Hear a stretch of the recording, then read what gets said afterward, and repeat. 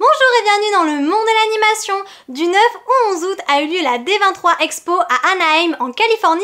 Il s'agit du plus gros événement Disney qui a lieu chaque année et à cette occasion, beaucoup d'annonces sont faites, notamment autour des sorties des films et des séries des univers Disney. Et cette année, nous avons été très gâtés. Je pense que vous avez vu passer plusieurs annonces sur les réseaux parce que ça a pas mal tourné ces derniers jours. Mais je me suis dit que ce serait l'occasion de regarder tout ça ensemble.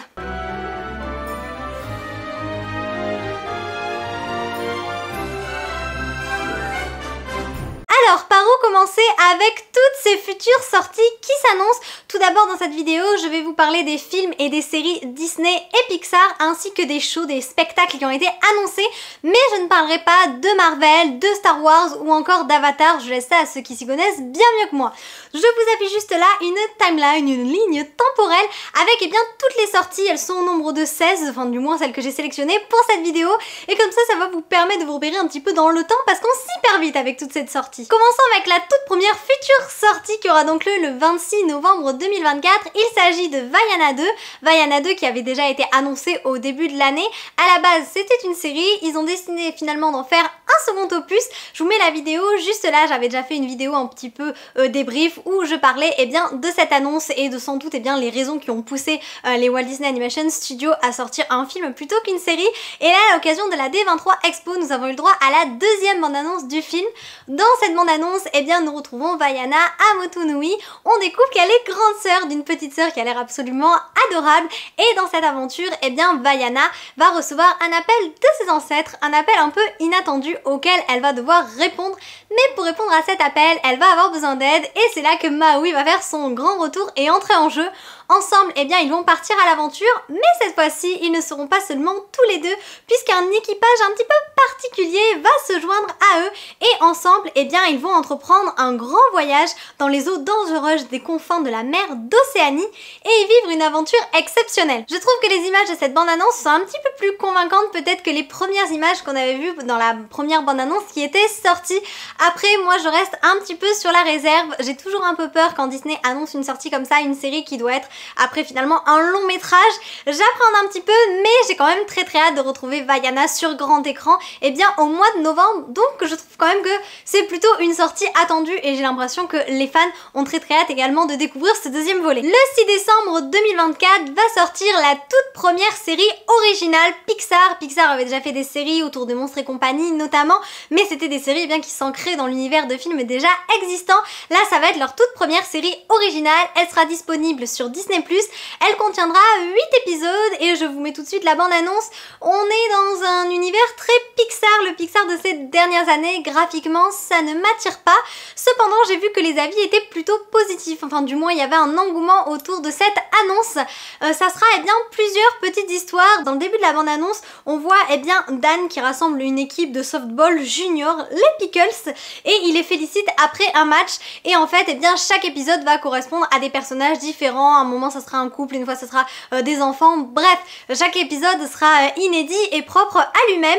Donc, peut-être que ce sera une bonne surprise, mais pour ma part, j'accroche pas trop à ces graphismes Pixar. Néanmoins, ça fait plaisir de voir que Pixar se renouvelle sans cesse et qui nous propose des nouveautés, puisqu'on s'est souvent plaint qu'il y avait trop de suites. Là, au moins, ce sont des projets originaux, donc franchement, moi, je salue toujours l'initiative. En date du 18 décembre 2024, et là, c'est la sortie que j'attends le plus parmi toutes les sorties annoncées. Il s'agit donc du préquel du remake live du Roi Lion, Mufasa, le Roi Lion, et la bande-annonce est sortie. On avait déjà eu une bande-annonce il y a quelques mois de ça, et là c'est la dernière, la bande-annonce officielle, et qui vraiment m'a beaucoup enthousiasmée, surtout en ce qui concerne l'histoire. Dans ce film, nous allons découvrir l'enfance de Mufasa, et contrairement à ce que beaucoup pensaient, Mufasa n'est pas le roi de sang, n'était pas à la base le roi légitime, car c'est bien expliqué dans la bande-annonce. Mufasa est orphelin et il va faire la rencontre de Taka. Taka qui est donc le prince des lions, Taka qui n'est autre que Scar qui sera renommé plus tard. Et donc Mufasa et Taka, ou Mufasa et Scar si vous voulez pour que ce soit plus clair, vont passer leur enfance enfance ensemble, ils vont devenir frères de cœur et ils vont évoluer, partir à l'aventure tous les deux jusqu'à ce que, je ne sais pas par quelle raison, il faudra voir le film, la situation va se retourner et Mufasa deviendra le roi à la place de Scar qui était normalement le roi légitime. Pour une fois, c'est une toute nouvelle histoire originale, j'aime beaucoup les graphismes, j'avais déjà été séduite moi personnellement par le Roi Lion, le remake live, j'avais trouvé les graphismes très beaux. C'est vrai que ça faisait documentaire, c'est vrai que voilà, ce qui m'énerve c'est qu'ils font passer ça pour du remake live, en réalité c'est de l'animation, mais en termes d'animation, moi j'avais plutôt apprécié et là je trouve que ce deuxième film fait un petit peu plus cartoon. J'ai l'impression qu'ils ont quand même tenu compte de la vie du public et qu'ils ont essayé de rendre les lions un petit peu moins réalistes et un peu plus, très gros guillet, un peu plus dessin animé dans les expressions. En tout cas voilà, moi c'est la sortie qui me tarde le plus et j'irai le voir au cinéma, franchement je pense le jour de sa sortie s'il y a de la place, parce qu'on sait toujours les sorties du Roi Lion, généralement les salles sont un petit peu combles. Et enfin pour la dernière annonce de 2024, nous n'avons pas de date précise mais ça sortira dans l'année, nous aurons Dream Production qui est donc un spin-off de Vice Versa. Je pense qu'au vu du succès de Vice Versa 2 qui a quand même détrôné La Reine des Neiges 2 au box-office, ils se sont dit autant surfer sur la vague du succès et sortir un spin-off. Et cette fois-ci nous nous retrouverons dans le cerveau de Riley, mais plus particulièrement dans la fabrique des rêves, puisque Riley, comme nous tous, rêve et pour cela il faut toute une équipe pour créer les rêves qui se passent dans notre esprit et nous allons donc découvrir l'envers du décor. Ça se passera plutôt sous une forme de pièce de théâtre, voilà, ça sera un petit peu, voilà, c'est sur une même scène, un peu la version caméra café, vous voyez, pour ceux qui connaissent, ça va être un peu plus à huis clos et nous allons découvrir comment les rêves sont créés dans l'esprit de Riley. Sincèrement, je trouve ça plutôt chouette d'après les avis des gens qui étaient présents à la D23.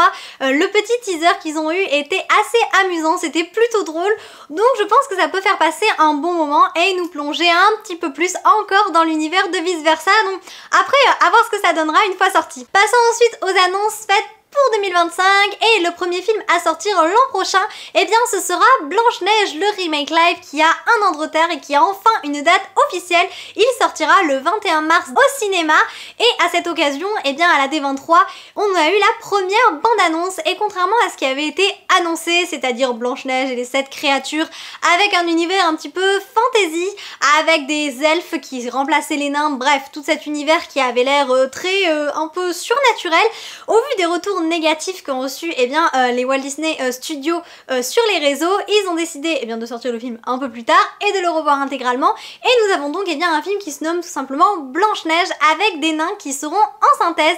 Moi je trouve cette première bande-annonce vraiment très belle, je n'étais absolument pas convaincue par ce remake live, pourtant j'aime beaucoup Rachel Zegler, je suis très contente que ce soit elle qui incarne Blanche-Neige, d'autant plus qu'elle a vraiment une voix superbe, mais je vous avouerai que le contexte au départ, ça m'emballait pas vraiment et là j'ai été vraiment séduite par les graphismes et par ce premier teaser qui est sorti.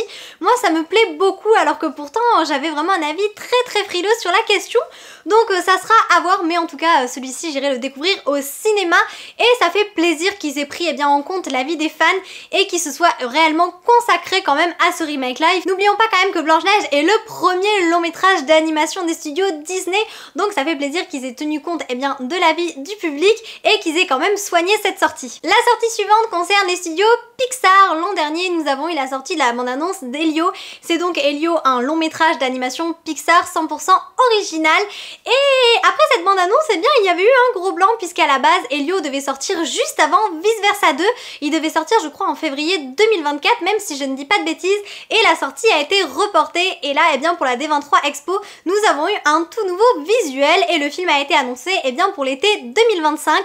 Je suis quand même curieuse de voir ce film, même si je pense qu'il va rester dans un côté un petit peu plus enfantin. Nous sommes dans un univers très spatial, à voir ce que ça donnera, puisque Elio Solis est un garçon de 11 ans qui n'arrive pas à s'intégrer et il se retrouve transporté à travers la galaxie du Common Universe et pris pour l'ambassadeur intergalactique de notre planète Terre après avoir pris contact avec des extraterrestres.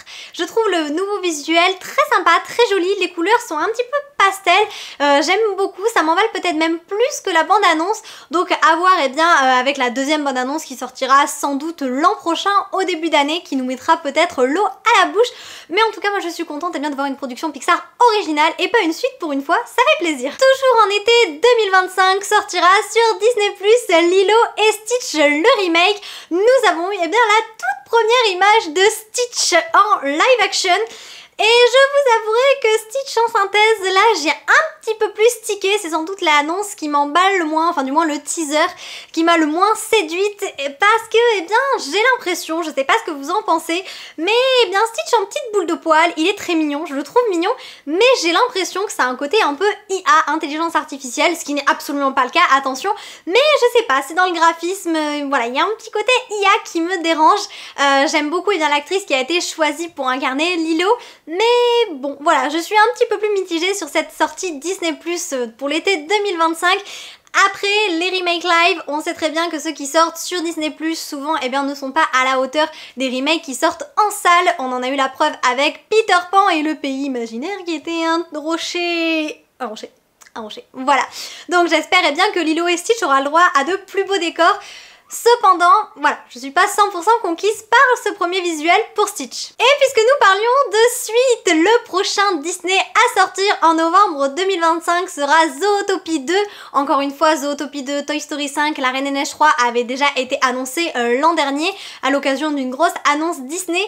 Mais là, ça y est, c'est vraiment plus officiel. Nous avons une date, ça sera à l'automne l'an prochain. Et j'ai extrêmement hâte, on va dire qu'en long métrage d'animation en dehors du Roi Lion, vraiment Zootopie, c'est vraiment la suite qui me tarde le plus, le film que j'ai le plus envie de découvrir. Et pendant la D23, il y a eu un petit teaser qui est sorti pour les personnes qui étaient présentes à l'exposition. Nous avons quelques visuels pour l'instant sur internet avec Judy et Nick dans des tenues plutôt décontractées avec des petits chapeaux, des bobs. Bref, je suis très contente de les retrouver. Après, à voir, pour l'instant on n'a pas encore de bande-annonce, mais j'imagine que ça arrivera peut-être dans le courant de l'année 2025, on aura sûrement les bandes annonces en 2 fois, donc peut-être qu'au début de l'année prochaine, on aura un premier teaser, sait-on jamais. En tout cas, cette sortie m'emballe énormément et je suis très pressée et enthousiaste de retrouver Nick et Judy dans un tout nouvel opus. Toujours en 2025, mais là, sans date de sortie précise, va sortir la suite d'un film qui est sorti en 2003. Il s'agit de Freaky Friday, qui là va s'appeler Freakier Friday, toujours avec Jamie Lee Curtis et Lindsay Lohan. C'est un film que j'ai beaucoup regardé quand j'étais enfant et même plus grande. Si vous l'avez pas vu, il s'agit d'une mère et d'une fille qui vont échanger leur corps. Et donc, la mère se retrouve dans le corps de la fille et la fille dans le corps de la mère. Bref, c'est un film qui avait eu beaucoup de succès à sa sortie. Énormément de fans, je pense, attendaient une potentielle suite. Et donc, c'est absolument pas de l'animation, c'est uniquement du live action, quoi. C'est avec des acteurs, des prises de vue réelles. Mais voilà, cette sortie m'a tellement enthousiasmée que j'avais envie de vous en parler. D'ailleurs, les deux actrices, Jamie Lee Curtis et Lindsay Lohan, étaient présentes à la D23 et elles ont dit que c'était avec grand plaisir qu'elles revenaient pour les fans et pour une nouvelle aventure quand même des années plus tard, puisque 2003 ça fait 22 ans. Ouais, c'est ça, 22 ans plus tard. Donc on va bien voir ce qu'on aura pour cette suite là, mais en tout cas j'avais vraiment envie d'en parler, c'est pour ça que je me suis permise de caser cette sortie dans la vidéo. Ensuite, là on reste toujours en 2024, mais il y a 3 shows qui ont été annoncés pour 2024 et j'avais très envie d'en parler parce que moi ça me plaît beaucoup, j'adore les spectacles, j'adore le musical, j'adore les comédies musicales, le Broadway, donc clairement je me voyais pas ne pas en parler dans cette vidéo. Tout d'abord, si vous avez vu mes précédentes vidéos, cette année je suis allée à Londres pour voir le spectacle de la Reine des Neiges au Drury Lane, au théâtre, et ce spectacle là qui est très populaire et qui s'arrête en septembre, sera disponible l'an prochain sur Disney+, et je suis très heureuse de cette annonce car j'ai très envie de le revoir. Je vous mets à la vidéo où j'en parle juste là, sait-on jamais, si ça vous intéresse, que vous voulez en apprendre un peu plus. J'ai parlé du spectacle davantage en détail, mais voilà, cette annonce me réjouit beaucoup. J'aimerais également qu'ils mettent le spectacle qui avait lieu avec Casey Levy qui incarnait Elsa, celui des États-Unis. Mais bon, je suis déjà très contente d'avoir celui de Londres. Franchement, si vous ne l'avez pas vu, je pense que ça sera pour vous l'occasion de le découvrir. C'est vraiment un show magnifique. Ce que vous aimiez la Reine des Neiges ou simplement que vous soyez juste fan de théâtre et de comédie musicale, on passe un super moment. C'est absolument magnifique. Les chansons sont très bien interprétées. Donc vraiment ça c'est une très bonne surprise que le spectacle se termine mais qu'il reste disponible pour la plupart des gens sur Disney+. Et puisque le spectacle de la Reine des Neiges se termine, il fallait bien qu'il soit remplacé par un autre show, et je vous avouerai que je ne m'attendais absolument pas à ce que ce soit Hercule qui soit annoncé. Dès l'été 2025, vous pourrez retrouver au théâtre Drury Lane à Londres le spectacle d'Hercule, Hercule the Electrifying New Musical, et ça fait très plaisir de voir Hercule à l'honneur. Sincèrement, je sais pas si j'aurai l'opportunité d'aller le voir, mais rien que les premiers visuels sortis, bah ça m'enthousiasme énormément. J'adore Hercule et je me dis que franchement, en plus une comédie musicale, enfin plutôt oui, un spectacle autour d'Hercule, de la Grèce, de la mythologie, moi ça me parle énormément. Et puis entendre les chansons d'Hercule, quand même Hercule c'est un film plutôt musical, et les entendre sur scène avec tout ce gospel, ça doit être tellement beau. Donc ça voilà, j'ai été ravie de cette annonce, et je me dis que pour ceux et celles d'entre vous qui auraient l'opportunité d'aller à Londres, peut-être que voilà, vous pourrez découvrir ce nouveau spectacle qui sera donc au Drury Lane dès l'été 2025. Franchement, j'espère que j'aurai l'occasion d'aller le voir. Et pour le dernier show, et là c'est une annonce un petit peu plus particulière puisqu'il s'agit pas de l'univers Disney mais du film The Greatest Showman. Je sais pas si vous l'avez vu, il fait partie de mes films préférés avec Hugh Jackman, Zac Efron, Zendaya.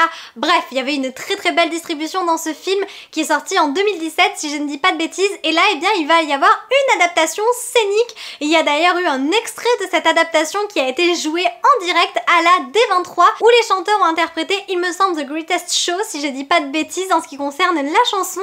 Et donc on aura le droit voilà, à une adaptation scénique. Je sais pas si après on aura le droit à une diffusion sur Disney+ ou que sais-je, peut-être que je vais pas trouver les bonnes annonces. Tout ce que je sais c'est qu'il y aura une adaptation scénique qui s'appellera donc The Greatest Showman The Musical, et ça je vous avouerai que j'aurais très envie de le voir, que ce soit en direct live ou juste sur grand écran ou sur écran tout simplement à la maison. En tout cas bref, j'adore le film The Greatest Showman, sincèrement si vous l'avez pas vu je vous le recommande énormément. Les chansons sont très belles. Je crois que ça avait un petit peu moins marché aux États-Unis mais que ça avait vraiment cartonné en France, donc honnêtement il y a des chansons je les écoute franchement ouais presque, peut-être pas en boucle mais je les écoute encore aujourd'hui très régulièrement, et voilà, donc ça sera un plaisir en tout cas de redécouvrir l'univers d'une façon toute nouvelle. Quittons à présent l'année 2025 pour l'année 2026, et cette fois-ci c'est Pixar qui revient en force dès le printemps 2026 avec un tout nouveau long métrage original qui se nomme Hoppers. Il y a un petit teaser qui est sorti durant la D23 Expo. Je crois que la bande-annonce n'est pas intégralement, enfin du point que le petit teasing n'est pas intégralement disponible, mais nous avons les premières images de ce nouveau long métrage Pixar. Je vous avouerai que je suis un petit peu plus mitigée, je sais pas, voilà, j'ai un peu de mal avec les productions originales Pixar de ces dernières années, qu'il s'agisse de Soul, Alerte Rouge, Luca, bref, ce sont des films que je n'ai pas du tout aimés. Donc je me réserve un petit peu. Si j'ai adoré Élémentaire, voilà, les autres sorties ne m'ont pas vraiment convaincue. Donc Hoppers pour le moment, ça reste un petit peu abstrait pour moi. Je suis pas spécialement très fan des premiers visuels qui sont sortis, mais je ne me permets pas de juger le film alors qu'il est encore loin d'être terminé. Donc ça sera à voir dans le long terme. En tout cas l'histoire parlera d'une jeune fille qui va mettre son esprit dans le corps d'un castor. Oui, d'un castor. Tout ça pour infiltrer le royaume animal. Donc voilà, là on en est là en ce qui concerne le résumé du film. À voir. Peut-être que le fait que ce soit autour des animaux, moi ça m'intéresse, voilà, ça me plaira davantage. Mais pour l'instant, voilà, ça reste assez abstrait. En tout cas, les retours sont plutôt enthousiastes pour le moment pour cette future production Pixar. Donc, à voir dans le futur ce que ça donnera. Passons ensuite en été 2026 où nous allons retrouver la sortie de Toy Story 5. On a eu le droit à un petit teasing avec Jessie, Buzz et Woody qui nous annoncent l'arrivée de Toy Story 5 et le grappin, bien sûr, n'oublions pas le grappin. Il y a également eu un visuel car l'histoire a été un petit peu plus révélée. Cette fois-ci, les jouets, toute la bande va devoir faire face à un très gros problème, l'arrivée des écrans. Et oui, les technologies commencent peu à peu à remplacer les jouets. C'est terrible dit comme ça, je vous avouerai. Je trouve que c'est pas la place des enfants d'être complètement collés aux écrans. Mais bon, ça c'est encore un autre débat. Mais bref, donc les enfants sont devenus accros aux écrans et délaissent un petit peu leurs jouets au profit des films, des séries, des jeux vidéo. Et Woody, Buzz, Jessie et tous leurs amis vont se retrouver confrontés à cet énorme problème. Vont-ils être abandonnés, oubliés? Quelle place leur reste-t-il avec les écrans qui prennent de plus en plus de place dans l'univers des enfants? Je sais pas si je suis 100% convaincue par le scénario, je vous avouerai, moi Toy Story 4 ne m'avait absolument pas convaincue. J'aimais beaucoup Toy Story 3, je trouvais que c'était une conclusion parfaite à la saga. J'espérais que Toy Story 5 allait rattraper les bourdes de Toy Story 4 parce que pour moi, franchement, séparer Woody de Buzz et Jessie, c'était inconcevable. Démanteler Woody, lui enlever sa boîte vocale, enlever le sticker du shérif, bref, le mettre en pièces, ça m'a énormément frustrée et même mise en colère. Donc j'espère que Toy Story 5 va rattraper ça et qu'ils vont tous être réunis. Même si j'ai un petit peu peur d'un film basé sur les écrans et sur les addictions des enfants. Enfin, il parle pas d'addiction, mais l'idée est quand même là. Voilà. Mais bon, en tout cas, Toy Story 5 sortira bien en été 2026. Ça, c'était tout en ce qui concerne les annonces 2026. Deux longs métrages Pixar nous attendent pour, eh bien, dans 2 ans. Voilà, dans 2 ans, nous aurons 2 films Pixar. Les studios, eh bien, vont être mis à l'honneur en 2026. Et passons tout de suite en 2027 avec mon univers favori, puisque La Reine des Neiges 3 sortira en 2027. Ça c'est officiel, ça y est, c'est confirmé. Jennifer Lee, qui est donc la co-réalisatrice de La Reine des Neiges 1 et de La Reine des Neiges 2, est venue sur scène et a parlé du futur de La Reine des Neiges 3. Il y a d'ailleurs un visuel qui a été révélé qui est absolument magnifique. J'ai adoré. Bon, après c'est La Reine des Neiges, j'aime toujours La Reine des Neiges, vous le savez, mais regardez-moi la beauté de ce visuel avec Anna sur un cheval. Je pense que là on est encore dans la forêt enchantée avec Elsa sur Nog. Bref, je suis absolument conquise par ce premier visuel. J'appréhende un film sur La Reine des Neiges 3 parce que je trouve que le 2 clôture très bien cette duologie. Est-ce que La Reine des Neiges 3 sera pas le film de trop? C'est toujours mon appréhension. En tout cas, Jennifer Lee a promis que le film serait à la hauteur de l'espérance des fans. Donc, à voir ça. Pour l'instant, ça sera en 2027. Donc, il y a encore le temps d'en apprendre davantage sur cette future sortie, sur ce 3e volet de La Reine des Neiges. En tout cas, on a déjà le titre Frozen 3 qui était en gros, j'ai vu ça d'ailleurs sur le compte de Josh Gad qui est la voix originale d'Olaf, qui semble être très impatient de travailler sur ce 3e volet. Bref, voilà, La Reine des Neiges, c'était une petite annonce avec le titre et un premier visuel. Mais en tout cas, il faudra attendre les prochaines D23 pour en apprendre davantage sur l'univers enneigé d'Elsa et Anna. Et pour terminer, là, cette fois-ci, nous n'avons aucune date, pas d'année, rien, pas de mois, pas de jour. C'est juste une annonce qui a été faite encore des studios Pixar. Les Indestructibles 3 vont arriver. Oui, ça y est, c'est officiel. Les Indestructibles vont devenir une trilogie. Et pour le coup, j'ai vu beaucoup de gens très enthousiastes. C'est peut-être une des annonces qui a le plus interpellé les fans. Les Indestructibles 3, moi je m'y attendais pas, sincèrement. Je sais que ça avait été vaguement évoqué l'idée d'une suite, mais je m'étais arrêtée sur Les Indestructibles 2, à voir ce que ça donnera. Bien sûr, pour l'instant on n'a rien, aucun visuel, juste le titre, Les Indestructibles 3, ou plutôt Incredibles 3, et ça s'arrête là. Mais bon, c'est quand même une chouette annonce de chez Pixar qui a fait énormément d'annonces cette année. Sincèrement, on a eu beaucoup de films, de séries, bref, ça fait plaisir de voir que les studios Pixar reviennent un petit peu plus en force, parce qu'il y avait un moment voilà, ils étaient un petit peu avec le Covid, tout ça, ça s'était essoufflé. Et là, j'ai l'impression qu'ils reviennent plus en forme que jamais. Ce qui est cependant très encourageant pour Les Indestructibles 3, c'est que Brad Bird, sera aux commandes de ce 3e film. Après avoir fait le 1 et le 2, c'est lui qui va s'occuper du 3e volet. Et ça, c'est toujours très rassurant quand on sait qu'un réalisateur est très bon et qu'il continue à travailler sur les suites des films, parce que c'est souvent quand ça change un petit peu tout là-haut, vous savez, les films, voilà, généralement, ça part un peu dans tous les sens. Là, quand c'est le même réalisateur, ça rassure, ouais, vraiment ça rassure. Donc franchement, Les Indestructibles 3, moi je suis contente de cette annonce. Et voilà pour toutes les annonces Disney, Pixar, les séries, les longs métrages et les spectacles. Waouh, franchement je m'attendais pas à autant d'annonces, je m'attendais pas non plus à autant de bandes annonces. On en a toujours un petit peu bien évidemment, mais là j'ai l'impression que cette année, oui, ils ont fait plus fort que les années précédentes. Ils ont également parlé du futur des parcs Disney. J'ai vu des vidéos qui étaient très bien faites, donc n'hésitez pas à regarder sur internet celles qui vous intéressent le plus. Tout ce que j'ai retenu, c'est que pour Disneyland Paris, le 3e land sera officiellement le land du Roi Lion. Ils avaient longuement hésité, puisque à un moment il avait été question de faire un land Star Wars. Finalement, c'est le Roi Lion qui l'emporte, pour mon plus grand plaisir, parce que je vous avouerai que n'aimant pas Star Wars, je suis très contente de savoir qu'on aura un land du Roi Lion. Il restait 3 places à Disneyland au départ. Le premier land a été celui de Marvel, celui de la Reine des Neiges qui ouvrira finalement seulement en 2026. Je m'attendais quand même à une annonce pour 2025, mais non, le royaume d'Arendelle nous ouvrira ses portes uniquement en 2026. Et le troisième, eh bien, il s'agira du land du Roi Lion. Là, pour le coup, la date, on l'a pas encore et on n'est pas près de l'avoir étant donné le retard qu'il y a sur celui de la Reine des Neiges. Mais bon, voilà en ce qui concerne, eh bien, les annonces faites pour Disneyland Paris 2026, le land de la Reine des Neiges, et le troisième land, eh bien, sera celui du Roi Lion. Et bien, voilà pour toutes les annonces Disney, Pixar, bref, je suis très enthousiaste, j'espère que vous l'êtes également dans les commentaires. N'hésitez pas à me dire quelles annonces vous emballent le plus. Faites-moi un top 3, moi dans le top 3, je dirais Zootopie 2, le Mufasa le Roi Lion et franchement le spectacle d'Hercule, j'ai vraiment très envie de le voir. Voilà, on va dire que ce sont les 3 annonces qui me plaisent le plus. La Reine des Neiges 3 bien sûr, voilà, allez, on va dire que ce sont ces 4 sorties qui m'emballent le plus, mais la Reine des Neiges 3 comme j'ai une petite appréhension, bon voilà, on va dire que vraiment Zootopie 2 et Mufasa le Roi Lion, ce sont les 2 films que j'attends le plus. Bref, en espérant vous avoir apporté un peu de magie, à bientôt.